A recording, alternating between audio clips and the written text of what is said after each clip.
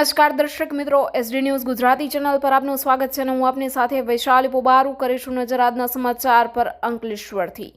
ભરૂચ અંકલેશ્વરને જોડતા જૂના national highway number 8 પર બાપુનગર પાસે મુખ્ય માર્ગ પર ગટરનું દૂષિત પાણી ફરી વળતા વાહનો સ્લીપ થવાના બનાવો બને છે, જેમાં અનેક લોકો ઈજાગ્રસ્ત થયા છે।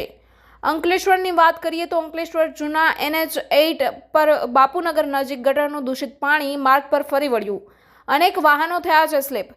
ભરૂચ અંકલેશ્વરને જોડતા જૂના નેશનલ હાઈવે નંબર 8 પર બાપુનગર પાસે મુખ્ય માર્ગ પર ગટરનું દૂષિત પાણી ફરી વળતા વાહનો સ્લીપ થવાના બનાવો બને છે, જેમાં અનેક લોકો ઈજાગ્રસ્ત થયા છે।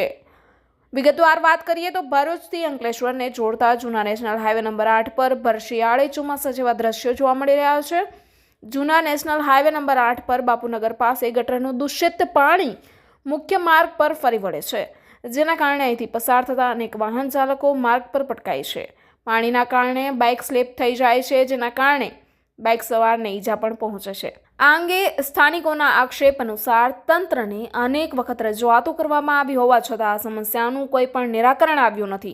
છેલ્લા 15 દિવસથી આ પરિસ્થિતિનું નિર્માણ થઈ રહ્યું છે। અંકલેશ્વરથી ભરૂચને જોડતા માર્ગ પરથી રોજના સેંકડો વાહન ચાલકો પસાર થાય છે, જેઓએ અકસ્માતનો ભોગ બનવું પડે છે, ત્યારે આ સમસ્યાનું વહેલામાં વહેલી તકે નિરાકરણ આવે તેવી સ્થાનિકોની માંગ છે।